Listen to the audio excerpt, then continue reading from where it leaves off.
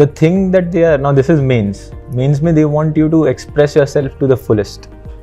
They want you to, they are not looking for perfection. They are not looking for a person who knows everything. They're looking for a person who can express, who can explain the concept in the best possible, because they want these concepts to be imbibed in your judgments. And who can think honestly. Like your independent thought analysis should be visible. Yeah. But in interview, the story is different. In interview, they're not looking for your knowledge. Obviously, they have tested your knowledge in prelims. They have tested your knowledge. They have tested your expressive skills in mains. Now here, they want to see your personality. Now, when they want to see your personality, they want to see they want to see three things. Actually, four things. First is your humbleness. How humble you are. How reciprocative you are. Secondly, they want to test your honesty. How honest you are. If you have a gap, if you have taken a gap for the exam, just say you have taken a gap. If you have done something, if you have committed any offense for that matter and it is on record, just say you have committed and what happened. I mean, don't admit the guilt, but tell them what had happened actually. And so second is honesty. And the third thing that they are looking forward is positivity. They don't want any of your answer to start with a negative attitude. If any of the answer starts with a negative attitude, they will rule you out then and there itself. Last, they want a solution-based approach. They don't want a person who is only focusing on the problem. They already know problems. They are judges. They already know most of the problems. So now they are looking for is you to give the solution. Very good advice. So for example, they had asked me, which is the biggest problem which judiciary has at present. So I started with a negative attitude. I started that judiciary has various problems. And one of the problem is pendency of cases. Now this is a very bad statement to make.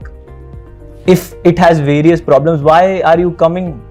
Why do you want to become a judge at the first place?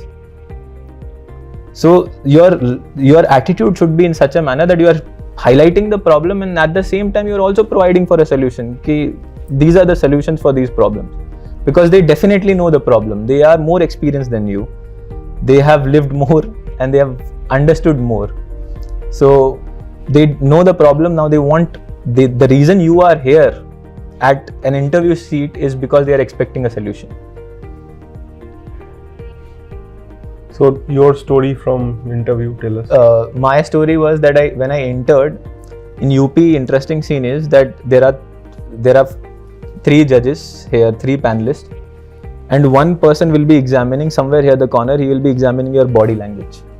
So he'll be writing everything, whatever your body language is. So first rule in UP is that, see, now I am moving my hands. You're not supposed to move your hands, because whenever you are moving your hands, you are dumbing it down for the other person.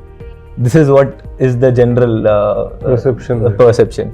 Okay, you don't want to dumb it down for them. So first you'll have to keep your hands below your vest, and then you'll have to answer every question. So he asked me, the first thing that he asked me started. There are 4 types of questions that they generally ask you in interview. First will be static, normal, कि ये section में क्या है. Second will be conceptual. They'll ask you what this concept talks about. They'll give you a situation and you'll have to answer. Third will be opinion based, wherein they will ask an opinion about a particular thing. And fourth will be critical. Now they asked me a critical question: what are the problems with judiciary? And when I started analyzing that critically. They don't want that critical analysis. They want a solution for the problem. They are saying that, see, we know that this problem exists. We just want to see whether you have solution. Even though we are asking for a problem, we are asking you to highlight the problem. We want to understand whether you know the solution. So I only highlighted on all the problems that the judiciary has. I started with pendencies of cases. Then I slowly went on to corruption. Then I went down to so many issues. And ultimately, I ended up my interview with that. So that was not an ideal situation, because see, basically when you are highlighting the problem, you are just saying them, you guys didn't do nothing. I am here to save you guys. That is what you are saying. So you're not supposed to say that. You are supposed to say, these are the solutions that I have to offer.